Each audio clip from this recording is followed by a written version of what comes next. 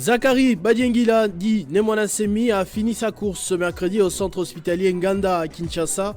Le chef politique et spirituel du mouvement Bundu Dia Mayala a succombé à une longue maladie à l'âge de 77 ans. Peter Kazadi a échangé ce mercredi avec les différentes parties prenantes qui pourraient garantir des élections en paix dans tous les territoires du pays, y compris dans le Massissi et Rutshuru. Le point et assurance à suivre dans ce journal. Un mot de littérature également. Le dernier mandat de Joseph Kabila a fait l'objet d'un livre du dessinateur Tembo Cash. Les caricaturistes racontent la vie socio-économique mais aussi culturelle de cette époque qui a conduit à la première alternance politique au pays. Mesdames et messieurs, bonsoir. C'est à midi que la nouvelle s'est répandue dans les médias. Le leader charismatique du mouvement politico-spirituel Bundu Dia Mayala est mort à 10h45. Selon le médecin légiste Nemwanasemi, 77 ans, était visiblement hospitalisé depuis plusieurs jours au centre Nganda, à quelques mètres de sa résidence emblématique aux auteurs de Ngaliema. La notabilité du Congo central s'est vite réunie sur les lieux à l'annonce de cette triste nouvelle. Parlons sécurité, à présent avec la vigilance des autorités en ce temps d'agression, la cour militaire de la Tchopo et du Haut-Tuélé a condamné 2 points focaux du M23 arrêtés depuis octobre 2022 dans la province de Kisangani où ils faisaient des opérations insurrectionnelles et incitaient des militaires à commettre des actes contraires à la loi et à la discipline militaire. La cour militaire de la Tchopo et du Haut-Tuélé a organisé ce mardi un procès au cours duquel les ministères publics représentés par le colonel magistrat Kumbungoma, avocat général militaire, a procédé à la condamnation du pasteur Bishamba Kijana Antoine, représentant légal de la congrégation Miliko, ainsi que les pasteurs Litongo Maria du regroupement des églises au Congo. Ces condamnés ont à leur charge 3 chefs d'accusation, notamment la participation à un mouvement insurrectionnel, l'organisation d'un mouvement insurrectionnel ainsi qu'incitation des militaires à commettre des actes contraires à la loi et à la discipline militaire. Bishamba Kijana Antoine a été condamné au premier degré par les tribunaux militaires des garnisons de Kisangani à la peine de servitude pénale à perpétuité, alors que Litongo Maria, sa peine est de 3 ans de servitude pénale. Les 2 condamnés étaient arrêtés à Kisangani en octobre 2022, au moment où ils menaient une campagne pour installer dans toutes les églises des pasteurs favorables à Runinga. Il s'agit d'un non-responsable de M23 ADF à Kisangani pour servir des points focaux des terroristes du M23. Organiser les élections à Rutshuru, Kwamut et Massissi, la question était au menu de la 5e réunion du comité de pilotage pour la sécurisation du processus électoral, tenue sous la présidence du vice-premier ministre en charge de l'intérieur et sécurité. Peter Kazadi a, à cette occasion, rassuré la CENI sur le renforcement de la sécurité dans ces territoires. Cette réunion a été présidée par le vice-premier ministre en charge de l'intérieur et sécurité, en présence du vice-ministre du budget, des experts de la Commission électorale nationale indépendante, des responsables de la police nationale congolaise et d'autres partenaires impliqués dans le processus électoral en cours, entre autres la MONUSCO. Répondant à la préoccupation de la CENI concernant l'insécurité qui a causé l'arrêt des opérations électorales à Rutshuru, Massissi et Kwamut, le vice-premier ministre en charge de l'intérieur et sécurité, Peter Kazadi, a affirmé que le gouvernement de la République s'emploie à restaurer l'autorité de l'État dans ce territoire. Au cours de la présente réunion, nous pourrons évaluer ensemble la situation dans les territoires de Massissi, Rutshuru et Kwamut, afin de nous permettre de prendre très prochainement des décisions sur la continuité du processus d'enrôlement et de réception des candidatures dans les territoires précités. Cependant, le vice-premier ministre en charge de l'intérieur et sécurité a appelé à l'implication de chacun dans son secteur d'intervention afin, a-t-il dit, de fédérer les intelligences pour créer des conditions sécuritaires favorables au bon déroulement des élections sur l'ensemble du territoire national. Présentant l'état actuel du processus électoral en cours, Le premier vice-président de la CENI a rassuré de la tenue des élections cette année. Peter Kazadi qui a également pris part ce mercredi au Forum national de validation de la politique nationale de prévention et résolution des conflits communautaires et coutumiers. Sur 2 jours, plusieurs acteurs s'y réunissent pour réfléchir sur comment doter le pays d'une politique claire à ce sujet, un rendez-vous qui bénéficie de l'appui du Programme des Nations Unies pour le développement. Le Forum national réunit les délégations des 26 provinces de la République démocratique du Congo, soit 125 participants constitués des personnes représentant la vice-primature de l'intérieur et sécurité, le gouvernement central, ses administrations, les gouvernements provinciaux et les chefs coutumiers et leurs associations, le PNUD et les agences du système des Nations Unies, les organisations de la société civile, les partenaires techniques et financiers des ONG nationales et internationales. Doter la RDC d'une politique nationale de prévention, résolution des conflits coutumiers, tel est l'objectif de ce forum organisé sous le haut patronage du vice-premier ministre de l'Intérieur et Sécurité. Le comité technique de pilotage a conduit le processus en 4 étapes principales. La préparation, le diagnostic, la rédaction et la validation. Si l'étape préparatoire a consisté à collecter les données relatives aux affaires coutumières, identifier les parties prenantes et les acteurs dans la gestion du secteur. Rappelons que du 8 août au 28 septembre 2023, le secrétariat général aux affaires coutumières, à travers le comité technique des pilotages, a procédé à la présentation du draft 1 de ce document aux délégués des 26 provinces de la RDC réunis dans 5 sites à Goma, Lubumbashi, Boma, Mbandaka et Mbujimaï. Ces assises sont organisées grâce à l'appui technique du PNUD avec les financements des Pays-Bas dans le cadre de l'exécution du projet Prévention et des résolutions des conflits coutumiers pour la stabilisation des entités locales. La mission de stabilisation des entités coutumières et leurs amateurs afin d'aligner ses attributions au 2e pilier relatif au renforcement de la bonne gouvernance, restauration de l'autorité de l'État et consolidation de la paix. Débuté ce mercredi, ce forum prendra fin ce jeudi 19 octobre, toujours à la salle Capitole à Kin Plaza, Kinshasa-Gombe. Affaire Bukangalozo à la Cour constitutionnelle. Injustice ou règle de droit? La récente décision de la Cour constitutionnelle dans l'affaire Matata Ponyo a soulevé des sérieuses préoccupations quant au respect des droits fondamentaux du candidat à la présidentielle de 2023. L'affaire qui a suscité un vif intérêt médiatique repose sur un défaut retenu par la Haute Cour. Ces défauts remis en question qui pourraient compromettre l'équité du procès. Pour en parler, nous recevons Monsieur Émile Hassani, maître Émile Hassani, avocat et conseiller du candidat à la présidentielle Matata Ponyo Mapon. Bonsoir. Bonsoir, cher Christophe. D'entrée de jeu, j'aimerais savoir l'opinion aussi, je l'espère. Est-ce que le candidat Matata Ponyo a fui le pays? Non, écoutez, ce sont des mauvaises langues qui disent cela. Il vous souviendra que lorsque ce fameux procès a commencé, M. Matata Ponyo n'était pas au pays. Il était conseiller en Guinée, comme vous le savez. Lorsqu'il a appris qu'il était appelé, voulu par la justice de son pays, il était obligé de regagner. Il a comparu devant la Cour constitutionnelle. Tour à tour, il a comparu devant la Cour de cassation et que donc il n'a aucune raison de fuir ou de s'échapper de la justice de son pays. Mais il s'est fait que malheureusement, pendant ce moment, il était souffrant. Et pour votre information, il a suivi ou il a subi une intervention chirurgicale qui a eu lieu le même jour pendant que le procès était en cours ici, les 16. Et le même jour, Dieu merci, la dite intervention est passée avec succès, l'intervention par laser. Et à cette occasion, nous le souhaitons prompt rétablissement. Il n'a jamais fui la justice et il ne le fuira jamais. Merci de préciser. Mais qu'est-ce qui va arriver après que la Cour ait retenu le défaut? Comme je le disais tout à l'heure, ces défauts signifient une condamnation d'avance. Non, pas du tout. Il faut souligner que nous sommes jusque-là au niveau de la forme.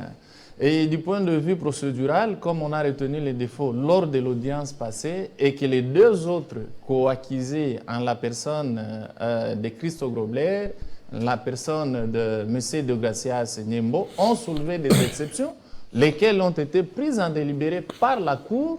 Du point de vue procédural, les défauts tombent caducs. Donc, ceci revient à dire, lors de la prochaine audience, la Cour devra inviter M. Matata Ponyo à se présenter et il se présentera. Donc si ça tombe caduc, on reprend pratiquement tout à zéro. Est-ce qu'il Effectivement, pourrait se présenter à nouveau devant la Cour? Vis-à-vis de lui, à son égard, comme les défauts tombent caducs, ça va commencer à zéro, ça va recommencer à zéro. Et s'il a des exceptions, il ne manquera pas du tout. Il va les soulever de la même manière que les autres ou ses co-accusés l'ont fait. Maître Maître Émile Hassani. Je rappelle que vous êtes avocat et conseiller du candidat à la présidentielle 2023, Matata Ponyo-Wapon. Je vous en prie, monsieur. Pour rester en justice, affaire Martin Ekanda Odimba, liquidateur de la succession Martin Ekanda Onyangunga à Madame Rufinde Luyeye, l'épouse du défunt. La réquisition doit être retirée. Détail dans ce récit.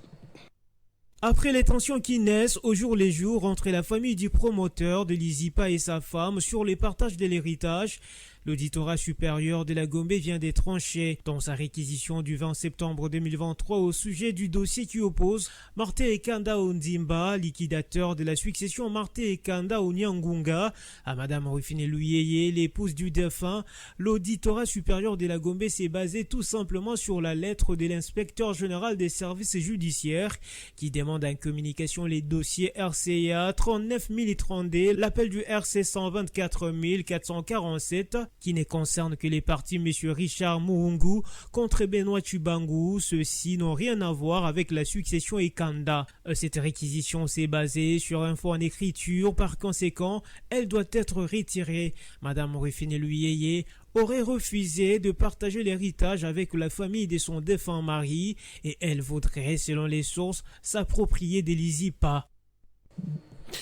À Kassangoulou, au nom du chef de l'État, Didier Boudimou a reçu une délégation des fidèles de l'église chrétienne Union du Saint-Esprit avec à sa tête son représentant des cartes Mavila. Le ministre des Hydrocarbures a profité par la même occasion de remettre un véhicule au chef spirituel de l'église Tatagunda.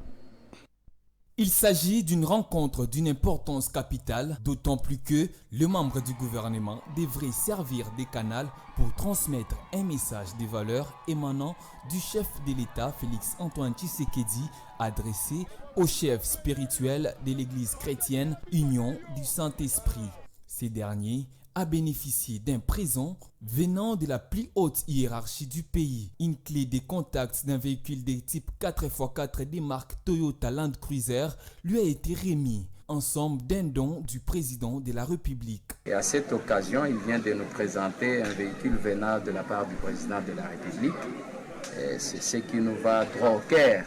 Et il nous a tenu aussi pour nous dire que le président tient à tout prix que les églises authentiques, donc les églises de la nationalité congolaise, puissent avoir un rang très voulu au niveau de notre gouvernement. L'église étant le corps du Christ et doit être entretenue, et c'est de cette manière que l'homme de Dieu a été honoré. Sous un transport de joie, cet instant a été célébré et rythmé au son des tambours et trompettes de la fanfare, portant au loin ces messages d'amour et de reconnaissance.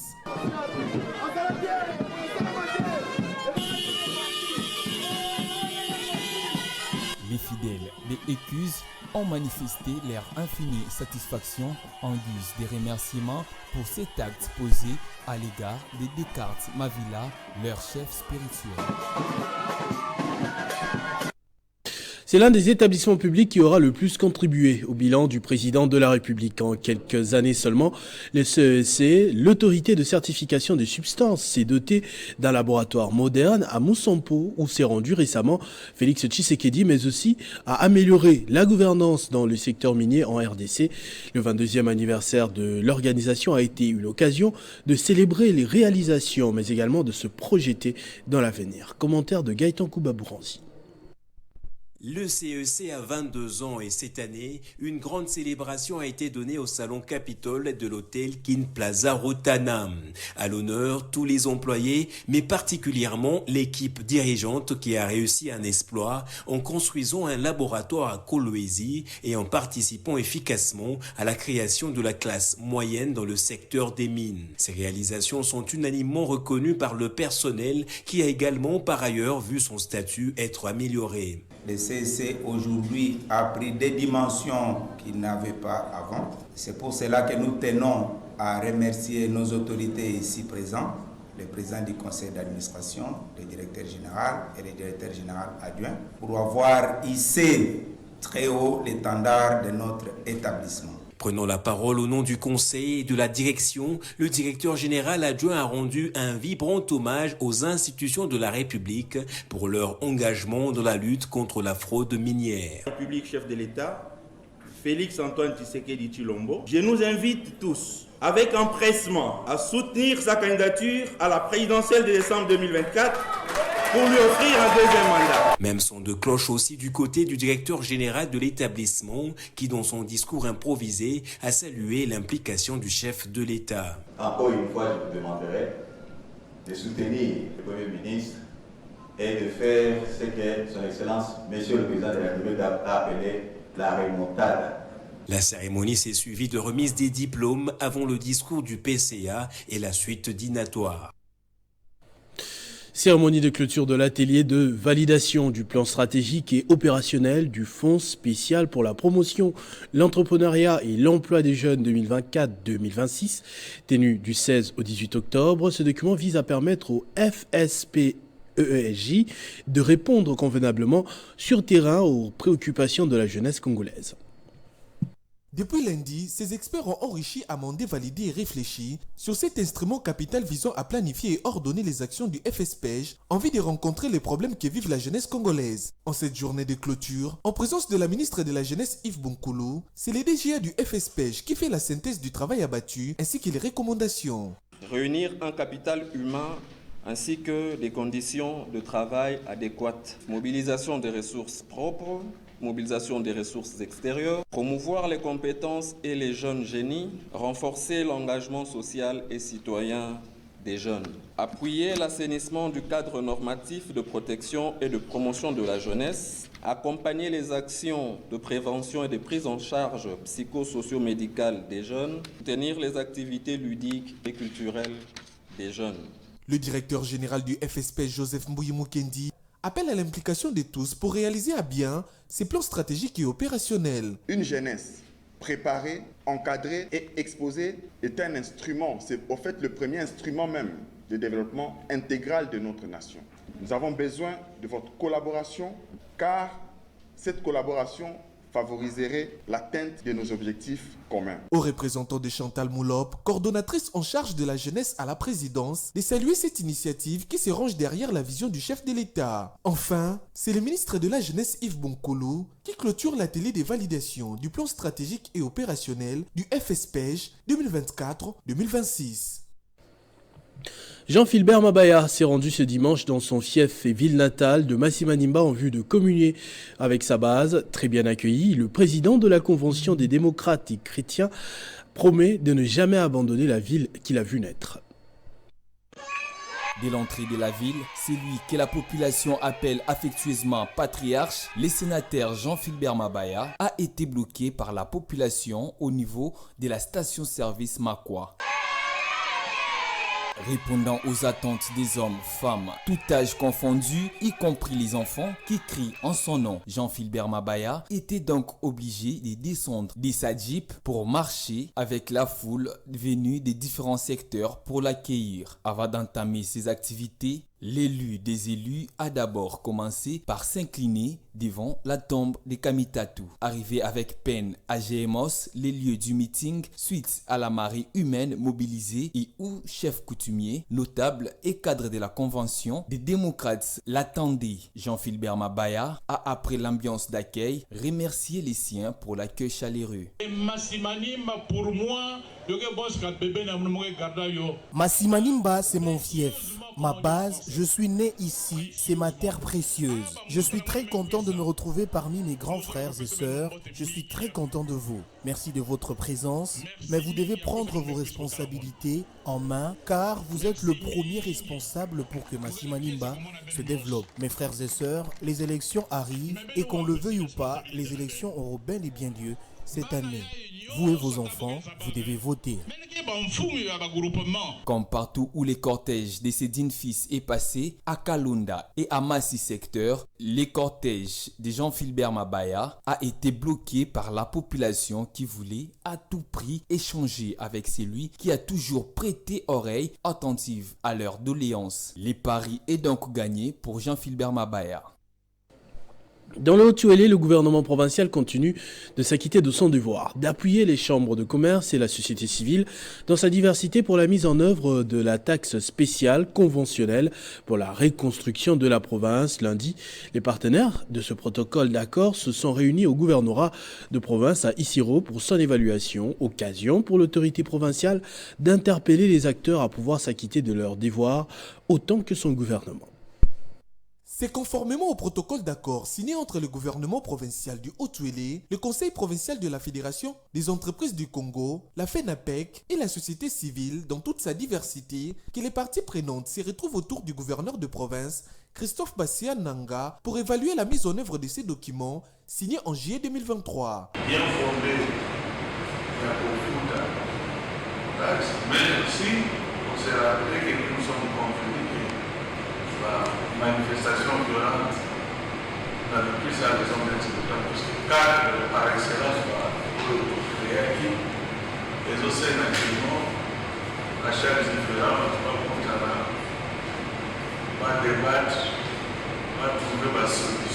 Mais en dépit des faiblesses relevées, dans l'exécution de ces protocoles d'accord centrés sur la taxe spéciale conventionnelle pour la reconstruction du Haut-Uélé, l'autorité provinciale ordonne la remise de cette somme de plus de 20 000 $ américains aux partenaires en vue de réaffirmer sa détermination à toujours remplir sa part de contrat. Bien sûr, c'est à l'occasion que le gouvernement provincial, aussi le gouverneur, a dit que le gouvernement provincial respecte sa part de contrat et a libéré ce qui était convenu dans les comptes. Instituée pour promouvoir le développement de la province, la concrétisation de cette taxe regroupant plusieurs axes générateurs des recettes est encadrée par un dispositif robuste, passant notamment par la sensibilisation des opérateurs économiques dans la préservation des infrastructures. La province du Sankourou compte actuellement 6 communes et 6 villes, hormis ces territoires qui ont eu à bénéficier du programme de développement local 145 territoires pour construire et moderniser ces entités. Le gouverneur de cette province, Jules Lodi, vient de signer un protocole d'accord. Avec le bureau central de coordination BESECO, les travaux débuteront incessamment. C'est dans la soirée de ce mardi 17 octobre 2023 que le gouverneur du Sankourou, Gilles Lodi, a signé un protocole d'accord avec le bureau central de coordination BESECO. Ce protocole porte sur la modernisation et la construction des infrastructures afin de réduire les disparités entre les territoires et les villes naissantes dans le Sankourou, car le PEDEL 145 n'a concerné que les territoires. Nous sommes dans une démarche qui va essentiellement compléter les projets des 145 territoires. Parce que c'est vrai qu'ici, tout n'a pas été fait, c'est vrai, mais il faut aller à satisfaire, ne serait-ce que les pays pour toute la province. J'ai, à travers les Sankourou, 6 territoires, j'ai 6 communes, j'ai 6 villes. Le programme des 145 territoires n'a pas concerné au départ les autres entités. Jean-Mabi Moulumba, directeur général du BESECO, parle des renforcements des relations avec cette province pour la construction de certaines infrastructures, vu qu'il intervient comme maître d'ouvrage délégué. Nous avons signé le protocole d'accord avec monsieur le gouverneur du Sankourou dans le cadre justement du renforcement des relations entre BESECO et la province du Sankourou. Grâce à ce protocole d'accord, le gouverneur nous accorde la mission de maître d'ouvrage délégué pour l'accompagner dans ses efforts justement de réduire les déficits en infrastructure au niveau de la province de Sankourou. Le BESECO laissera désormais ses portes ouvertes pour le gouvernorat du Sankourou. Le gouverneur Gilles Lodi, qui a émis le vœu de voir les travaux débuter rapidement, est très heureux de cette nouvelle collaboration. Le vice-gouverneur de la province de l'Atchopo, Paulin Lendongolia, a accordé des audiences à 2 délégations venues de Kinshasa, notamment une du ministère de l'économie et une autre de la police nationale congolaise. Le contenu de leurs échanges dans cet élément. Plusieurs délégations invitées au portillon du cabinet du gouverneur de province. La première délégation à qui le vice-gouverneur a accordé son hospitalité, c'est l'équipe du ministère de l'économie nationale venue de Kinshasa. À en croire Philippe Minga, chef de la délégation, son équipe séjourne au chef-lieu de la province de l'Atchopo dans le cadre du contrôle économique conformément à la loi organique de son ministère. Le contrôle économique est une opération légale en vertu de la loi organique 18-020 qui veut que les pouvoirs publics puissent contrôler le déroulement des activités économiques sur toute l'étendue du pays. Paul Ndongolia reçoit une autre délégation de la police nationale congolaise venue de la capitale. Selon le commissaire divisionnaire adjoint, sa mission consiste à envoyer un contingent de policiers à Kisangani en vue de venir en appui aux éléments de la PNC Chopo afin de mettre fin aux troubles qui opposent les Mbole et l'Angola. Pour ce faire, il exhorte la population à faire confiance à la police nationale congolaise. À l'une et à l'autre délégation, au nom de l'autorité provinciale en mission, Paul Ndongolia les rassure de l'accompagnement du gouvernement provincial pour la réussite de leur mission dans la Chopo. Un mot de culture tel qu'annoncé au sommaire, les 7 ans du deuxième mandat de l'ancien président de la République démocratique du Congo, Joseph Kabila Kabange, retracé dans une série de caricatures. Fin de course, ouvrage du dessinateur Cash Tembo, raconte un ensemble d'événements de cette époque. Il décrit les acteurs politiques et traite la vie socio-économique ainsi que culturelle. Les livres a été présenté à un parterre d'invités réunis au musée national. On les découvre dans cet élément avec Bobambongo. 7 chapitres, couchés sur près de 200 pages avec plus d'une dizaine de centaines de dessins politiques relatant divers sujets déroulés entre 2012 et 2018, allant de l'insécurité dans l'Est, la vie socio-économique du pays en général et au second mandat du président honoraire de la République démocratique du Congo, Joseph Kabila Kabange en particulier. L'ouvrage qu'on vous présente aujourd'hui, c'est un recueil qui part de 2012 jusqu'à 2018. C'est-à-dire le deuxième et dernier mandat de Joseph Kabila. Dans son échange avec le public, l'auteur relate les péripéties qui ont émaillé sa carrière et rend hommage à l'un de ses mentors. Et c'est vraiment avec la voix chargée d'émotion que je me tiens devant vous, parce que je me souviens quand j'ai commencé ce travail, grâce à Moboyaï qui nous a quittés il y a quelques années, Dieu son âme. Il a été vraiment à l'origine de la caricature politique parce que... Plus de 30 ans dans la satire, l'heure est à la transmission des connaissances afin d'assurer la relève. En dehors de la sélection des images pour produire l'album, nous avons fait d'autres activités. Nous avons fait de la formation. Nous avons fait un périple dans les écoles de Kinshasa, de Lubumbashi, de Goma, de Kisangani, pour expliquer ce que c'est la caricature, son importance dans notre société. Il s'y est de noter que Fin de course a eu le privilège d'être préfacé par le président de la République, Félix Tshisekedi, à l'endroit de qui Cash Tembo a témoigné une vive reconnaissance. En international, le point sur la crise qui s'écoule au Moyen-Orient. Le gouvernement israélien a confirmé avoir autorisé l'entrée d'aide humanitaire dans la bande de Gaza au plus vite depuis l'Égypte. Cette décision est prise après que le président américain Joe Biden, en visite à Tel Aviv, ait échangé avec les autorités israéliennes. Au cours de ces discussions, les chefs des États américains ont appelé Israël à ne pas répéter, je cite, les erreurs commises par les États-Unis après les attentats du 11 septembre 2001. Le président Biden a également estimé que la libération des otages retenus à Gaza depuis l'attaque sanglante du Hamas sur le sol israélien le 7 octobre était la plus grande priorité et annoncé qu'il demanderait cette semaine au Congrès une aide sans précédent pour l'allié israélien. Ce journal est terminé, je vous en rappelle tout de suite les principaux titres. Zakari Badiengila dit Nemwana Semi a fini sa course ce mercredi au centre hospitalier Nganda à Kinshasa. Les chefs politiques et spirituels du mouvement Bundu Dia Mayala a succombé à une longue maladie à l'âge de 77 ans. Peter Kazadi a échangé ce mercredi avec les différentes parties prenantes qui pourraient garantir des élections en paix dans tous les territoires du pays, y compris dans le Massissi et Rutshuru. Vous avez suivi les assurances et tout le point dans ce journal. On a fini avec un mot de littérature. Le dernier mandat de Joseph Kabila a fait l'objet d'un livre du dessinateur Tembo Cash. Les caricaturistes racontent la vie socio-économique mais aussi culturelle de cette époque qui a conduit à la première alternance pacifique au pays. A tous et à toutes, merci de votre attention soutenue. Restez fidèles au programme de votre chaîne Télé 50. Vivez heureux, vivez 100 ans, mesdames et messieurs.